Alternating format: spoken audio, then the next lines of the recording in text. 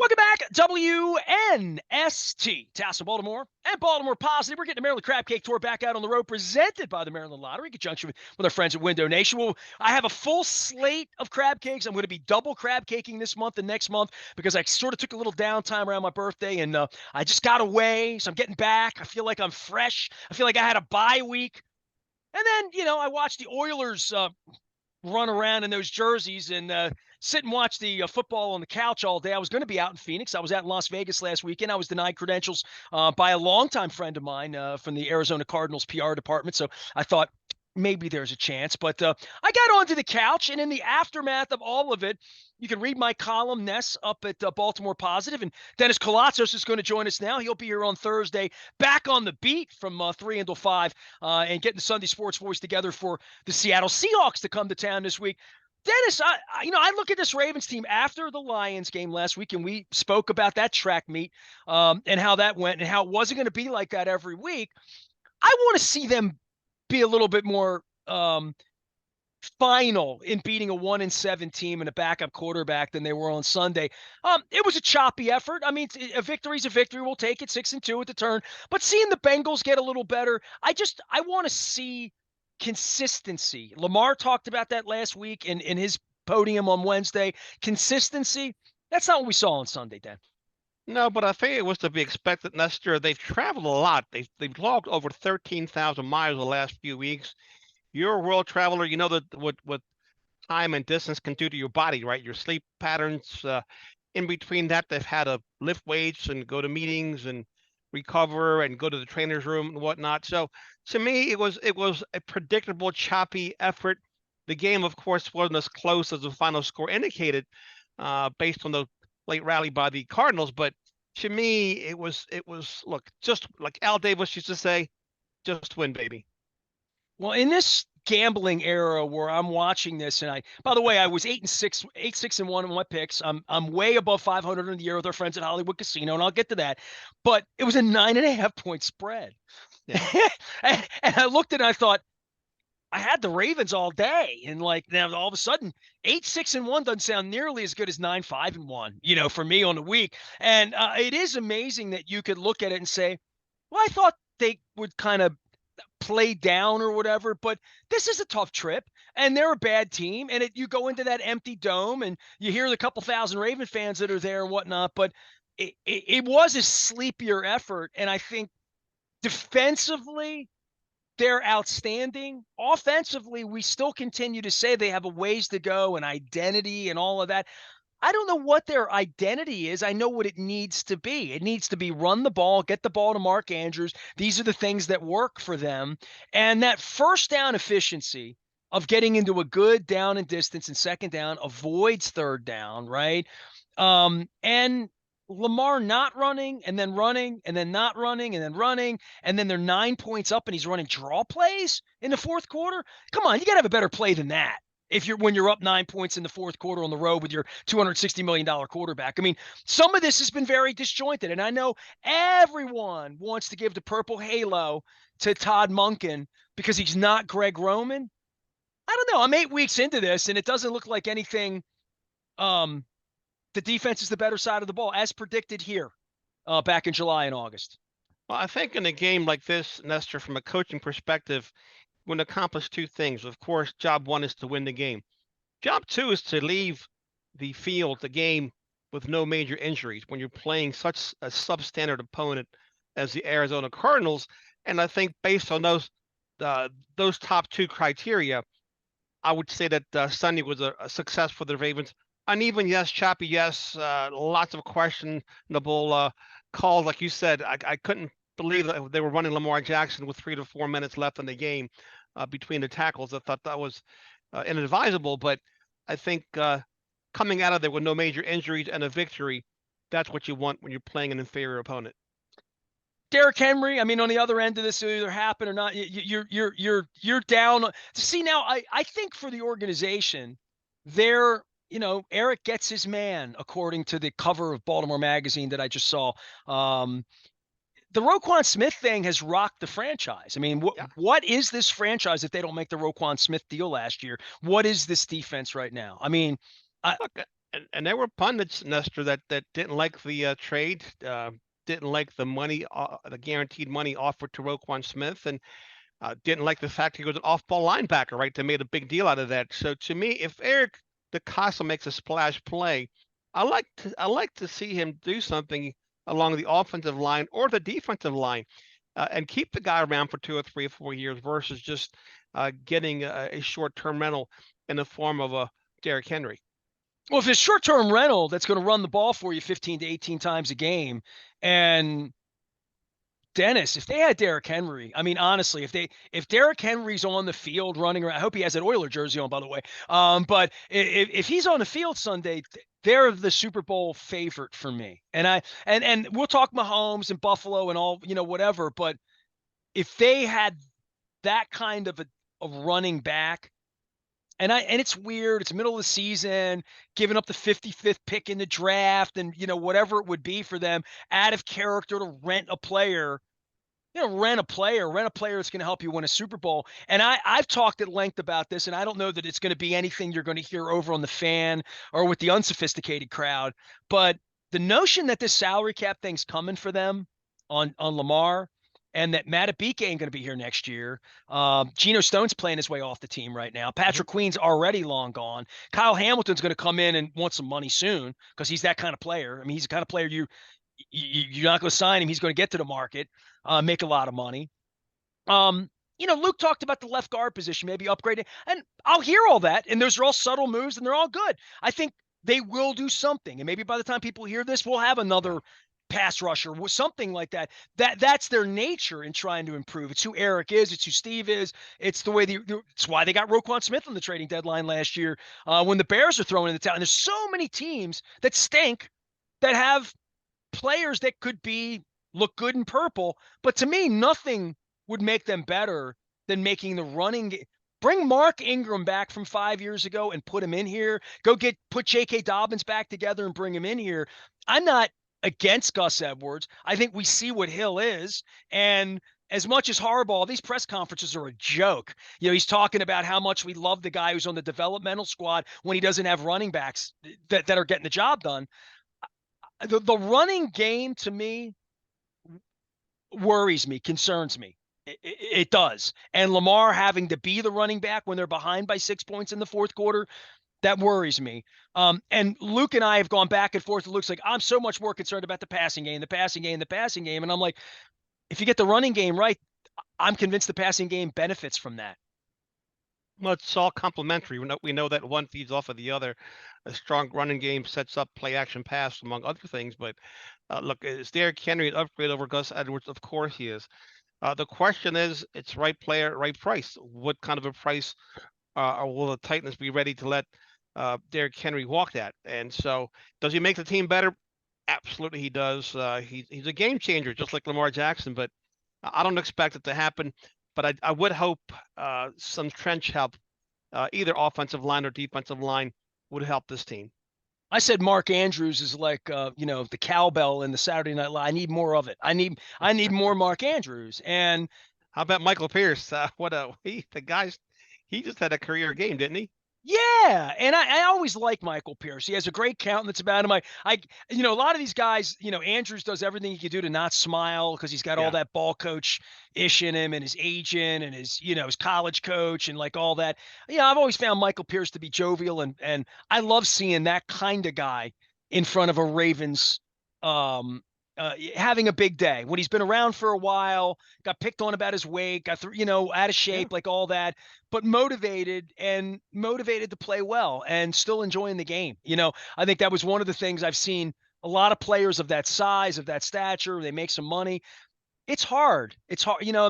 Certain guys like Siragusa love the game. Reminded me of Siragusa, like wrecking plays. Yeah. He really jumped off the tape. And also, you have to like the Ravens' chances now. They have 3 straight home games: Seahawks, Browns, and Bengals. What a great trifecta, and for some home cooking. Ravens, of course, now up 2 games in the division with the Steelers and the Browns losing. Bengals looks like they're getting it back together again, but they're 4-3, so they're still lagging behind the Ravens. How would 9-2 sound? Now 9-2 would sound amazing, and they have a chance. They put themselves in that position to be able to get to 9-2. and look out, and to keep getting better and to keep getting some cohesiveness on both sides of the ball, particularly the offense. It's still a working process with Monken's system and the consistencies of the offense. Not take care of the football to me still presents our biggest problem moving forward. Well, I mean, not taking care of the football and not being in great down and distance if you fail passing on first down. Like 2nd and 10 is really bad for them. I mean, I like 2nd and 2. I like 2nd and 3, and I like when they can run the football with that kind of authority. And they got run on a little bit, in the game out in Arizona that early in the game. For me, concerns at this point, they are a Super Bowl contender, Dennis, right? I mean, very much so. I mean, we could sit here and make a case.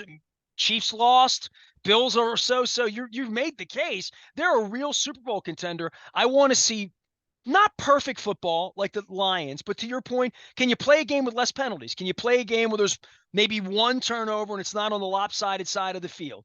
Can you make the field goals you attempt? 53-yard field goal in a dome in that environment, we used to think that's a chip shot. That was like a 35-yard field goal for other kickers. And when you don't put points on the board, when third down gets bogged down inside the red zone and you're kicking field goals in general, there just been some warning signs over the last month about the offense, even though it all came to life last week. I want to see that against the 1-17. Not a steamroll, but just more consistency. Well, they'll get a chance to play a bit of a mirror of themselves in the form of the Seahawks. Even Pete Carroll, there's some similarity between Pete Carroll and John Harbaugh. They both love hard-nosed defense. They both love running the ball. Both teams would rather run the ball first than throw the ball. Going to be a tough, strong, physical matchup for the Ravens at home this Sunday. And then, of course, the Browns, they'll want some revenge for what happened down in Cleveland. And the Bengals are the Bengals, of course. They'll also want to extract a pound of flesh from the Ravens in an attempt to catch up with them. But it just sets up a great homestand the next 3 weeks to look forward to. Well, yeah, and winnable games and really strange scheduling with flying out to the West Coast twice, flying out to the West Coast at Christmas week, and they're going to have a short game on the begin the season. The last 3 games, they're going to need some padding. It's going to, those are going to be 3 you look at and say, that's going to be tough to win 3 in a row at the end of the season. This is the time to put that padding in there. End the division. You end the division these next 3 weeks if they can play well. And I, like you, they're as healthy, knock on wood, as they've ever been at Halloween for me. Yeah, they really have. And as long as number 8's upright, they certainly have a great chance of winning. Nestor, he has more weapons at his disposal. Good to see Rashard Bateman. I thought he looked pretty good running the ball. I was surprised by his explosion. He was just really explosive, and OBJ is getting a couple of PIs a game. He's good for that, at least when he's not catching the ball. So it is a work in process in the offensive end of the field for the Ravens, but there are some encouraging signs in there mixed with the warning signs as well. All right, so look, you've been a little under the weather. You spent the weekend on the couch watching the Terps lose and watching all the red zone machinations. What did you make of the Oilers throwback? You're an old school Oiler guy. You got an Earl Campbell jersey on the wall. I have a closet full of Oiler stuff around here. And, I'm the guy that's always perving out on eBay looking for weird Houston Oilers stuff that might appeal to me, trying to find like an old starter jacket, to wear because it's fun. And then they go out in the field and they wear them on Sunday, and it felt dirty to me, right? Yeah, Maybe it's because I'm from Baltimore and, you're I from agree. Baltimore. It felt like the Texans should be wearing those jerseys if somebody's going to wear them, even though the Adams family owns them. Maybe they could make the money off of it, but man, that's Houston's stuff. Like, what are you doing? I know. Look, I just try to picture myself, Lamar Jackson in a Colts jersey or Roquan Smith in a Colts uniform, and I cringed. It just doesn't work. It visually just doesn't work. And this experiment with the old throwback Oilers jerseys and Dan Pastorini, Earl Campbell, Robert Brazil, those are the guys that we picture in those uniforms, not the current version of the Tennessee Titans. Yeah, all of it made me itchier than I thought. I had agree. John McClain on a couple months ago, and John's like, "They're gonna wear them, and it's gonna be controversial." And I'm like, "No, man, it's the Oilers. Put it on, slap." And then I saw the Oiler markings all around the end zones and stuff, not the and same. I'm like, Come on, man. You're It's taking not this the a little. same. Nobody in Tennessee should be excited about that No, logo. no, I would agree with you there. No, I think it's probably the one-time thing, and they should not do it again. They shouldn't repeat it. I thought it was a Well, massive flop. yeah, it's sort of the whole. I mean, it's such a beautiful jersey, though. It really is. I mean, and that Levis kid, that they're not going to ditch it. They won in it. They're going to wear it again. Ah, okay. I mean, they won in it. They would have won in the old uniforms as well. I don't think the uniforms had anything to do with their victory, to be frank with you. Are you quoting the other great Greek George Michael and saying sometimes the clothes do not make the man? Is that what you're saying? That's exactly right. Sometimes the clothes did not make the man. That's right. Dennis Koulatsos is here. He's always. I got the right clothes on. I got my Coons Yes, you Ford do. logo on. He's over at Security Boulevard. He will help you get into a new or pre-loved car. Can certainly help service your car and do all that stuff. He'll also be here on Thursday from 3 until 5, driving you home. And if you're on the WNST tech service, the minute the Orioles make that big trade with Mountcastle or Mullins or whatever they're going to do, you'll get all that breaking news and all that has gone well as well.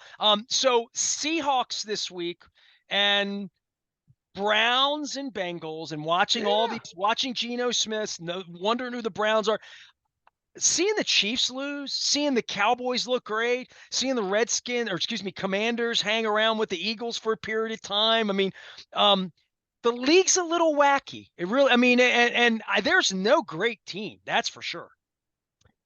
Again, it underscores a statement that is a week-to-week league. What you see one week does not have any bearing clearly on the ensuing week. So I think that's what makes it fun, Nestor. You talk about parity. Roselle's dream has come true. Any given Sunday, anyone could be taken down, right? And that's what we want to see. Competitive matches that come right down to the wire, and most of these games, that's what they come down to the final minute. So a little off sports here because you've done some traveling this year, and you have talked to me about your special island in Greece where your family's from and your heritage is from. What does it mean to you when you get on a plane and go over and see and be in places your grandparents Oh, ate food? Because I did this last week, and I don't have like a family heritage or history. My Venezuelan family left in the early 80s. I've been over there a couple times. It's certainly not a safe place to go. I had a couple childhood memories there that I know my way around. I went as a young adult 30, 35 years ago. So I would find places that I ate with my dad or did. So I really don't have any mojo to do that. If I go back to South America chasing the Rolling Stones, it'd be to Ecuador or to, Uruguay or something like that.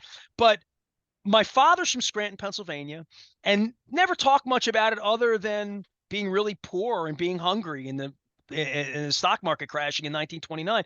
But my mother was from Abbeville, South Carolina, and all of her life, if you just said Abbeville, she'd start to sniffle and get emotional and want to go home. And in the 70s, when I was a kid, my parents and I, because they never drove, we would take the Trailways bus every summer. I would take the Trailways bus from Baltimore through Richmond, through Charlotte, through Greensboro, through into Greenville or into Columbia. And my aunt, my uncles, who were 100 years old then, came and picked us up and drove us back to this little hometown. And my dad and I were trapped for like mhm. 7, 8, 10 days. Sometimes we could get the Orioles game on BAL. I definitely remember that out on the porch in the summer, 77, 78, 79, 80, but I was there every year. If I could find wrestling magazines at that time, did it. I remember telling you about going with my aunt to the wrestling matches in Greenwood. Mhm. Dennis, I drove there last week. I went to the place that I Mm. went to the wrestling matches. I went to my mom's hometown in Abbeville. I saw the Confederate statues. Her grandfather was a Confederate, not a Confederate, the Confederate hero in the hometown. Like statue, all Confederate, the Moore's rifles, 1863, all of that. And I went and went to my mother's homeland for 8 hours. Somehow, some way, she was there. It was weird. Nice, nice. Hey, you get the vibes when you go back to your roots, don't you? The What did you spirit get when you talks go to to you. Greece? Tell me what you get. It's the same thing. You just get you get a weird, but in a good kind of a way vibe. You get nostalgia. You go back. You remember certain Now things. You you were walk. born there as a child, so you have Yeah, I like was born there. real. So yeah, yeah. So you remember moments in your lifetime when you were there. and you go back and you appreciate and you respect. That's the other part of it too. You have an overwhelming sense of appreciation, respect for your past and your ancestors, your roots, as we like to say. All you told me when you got back is how much octopus you ate, right? Oh Like my literally. God. Octopus and Greek salad every day, fresh Greek salad, Greek village salad, no lettuce, right? Just the cucumber, tomatoes. Man, oh man, when you go back to your roots, it really it amplifies who you are as a person, really does. And I highly recommend to all of our listeners, go back to your roots. It's a wonderful thing. Well, get the sweet potato casserole when you're in Abbeville. You get the mac and cheese. You know what I mean? You got to get those things. So Yes, you do. I had mac and cheese 4 times in the first 15 hours I was there. I'm Yeah. I'm still a mess. I got to be honest with you. So, but Dennis, it was just an enlightening thing, and you're one of the people that seeks your ancestry. I have a couple of friends that do the hometown, or I mean, let's be honest, Dennis. A lot of the people you know and I know that we grew up with, this is their hometown, right? Yeah, They don't absolutely. like there is no other place to go to other than maybe the old country that 150 years ago, maybe they're of Polish heritage like my wife, or I'm of Italian heritage as well. I've never been to Yeah. Italy, but there is something about like that thing when your mother moves from that sort of place. Like going down there, it was I've spent 6 weeks of my life there. You know, I sort of did the math on it as to how many times I've been down there and how much time I spent there. But it's enlightening. That's all I'll say. It's homecoming. You're going home. It's homecoming. Yeah, me and Sammy Hagar and some great banana Oh, cream pie as well. there you By the go. way, There you go. Greenville, South Carolina, that's a place. It was a nice Yes, it is. place. You know, Ford Motor Credit's down there, so I've flown down there a couple of times to meet the leadership. It's so I've been to that town twice in my life. Well, if next time you go to Greenville, I got a place for banana cream pie for you and fried green Okay. tomatoes. Dennis Okay. Koulatsos is here, eating his way back into full health. We'll get him back on the air Thursday from 3 until 5. We'll also get him out on the Maryland Crab Cake Tour. Maybe State Fair, maybe the Beaumont. They're trying to get me over to El Guapo as well. I'll be over on the west side of town. It's all brought to you by the Maryland Lottery in conjunction with our friends at Window Nation and Jiffy Lube Multi-Care as well. I'm going to be doing double duty, double crab cakes all month. And Dennis is going to be doing double duty this week too. 2 hours on Thursday, back again on Sunday morning to get you ready for the Seattle Series. Anything I need to tell you about cars? I mean, we haven't talked Fords, and you were Yeah, talking look, Ford Motor Credit. I mean, you said Ford Motor Credit. That's 0-0 in some cases right now, right? 0-0, and the good thing is the UAW strike is over for Ford Motor Company. They've signed new contracts. We're good for at least the next 4 or 5 years. So we have vehicles coming. Great credit deals here. 0%, 1.9 on most of our models. Huge inventory, over 300 new vehicles in stock right now and 200 used. So we're loaded for bear heading into winter. I got to tell you a story about my mother because you're not on my social media. So I'm in South Carolina. I landed in Greenville. You know where that is, right? I'm driving down south toward Augusta. So Abbeville's an hour south of Greenville, an hour and a half west of Columbia, an hour north of Augusta, which means it's in the middle of nowhere. Like it could not be. It's an hour from Clemson. You know, it's like in the middle of literally nowhere. And my mother was born in this town called Shoals Junction. And it's a town that the sign Shoals Junction, it isn't even fully Shoals Junction. It just says Shoals JCT period. That's like the marker in the city. It's not really. I think the population's 210 or something. It's like literally, it's a zip code. It's not a place. There's a gas station on the corner. That is the junction of Shoals Junction. And I pulled in purposely. My mother was born in that town in July 26, 1919. And I was trying to get my cousins if they knew where they were born or what the house was or whatever. No say. So I pull up to the stop sign. Then need I say there's no traffic. There's no cars behind me. I just pull up to the intersection of Shoals Junction, South Carolina. And I pulled my camera in. I said, I'm going to take a picture of the Shoals Junction sign. And I held it up and I took 1 picture, 2 picture, 3 picture. And I said, it looks like a beer truck drove into my picture. It was a Corona beer truck, my mom's favorite beer. A Corona beer truck. 2 of my pictures, it's not in the frame. It's only in the middle frame. I Okay. had to do the freeze frame GIF thing where you rewind it a little bit Right. on the motion to find the beer truck. And I thought to myself, this is before I got to Abbeville. Strange things, strange Yeah, there you go. whisperings happened last week. There you go. Hey, it's a message from above. That's what it is. There is a higher power, even There higher than is. Roquan Smith at this point. That's right. Dennis Koulatsos is here. He is the Koulatsos Show, as well as at Dennis Koulatsos out on the Twitter thing. And, of course, you can find him here at AM 1570 on Thursday. And always, just jump off Security Boulevard, right outside the Beltway. Stop in. He's usually sitting there in the front desk. And get back on the beat, Dennis. We need you back full health on Thursday, my brother. You got it, sir. I appreciate you. Dennis Koulatsos joining us here. Coons Ford, Baltimore, and of course our tech service as well, getting out the injury reports, everything that's going on this week. Nice clean sheet for the Ravens we should hope for very, very soon as we get ready for the Seattle Seahawks. I am Nestor. We are WNST, AM 1570, Towson, Baltimore, back on the beat, celebrating Halloween and the first place Baltimore Ravens. We are BaltimorePositive.com.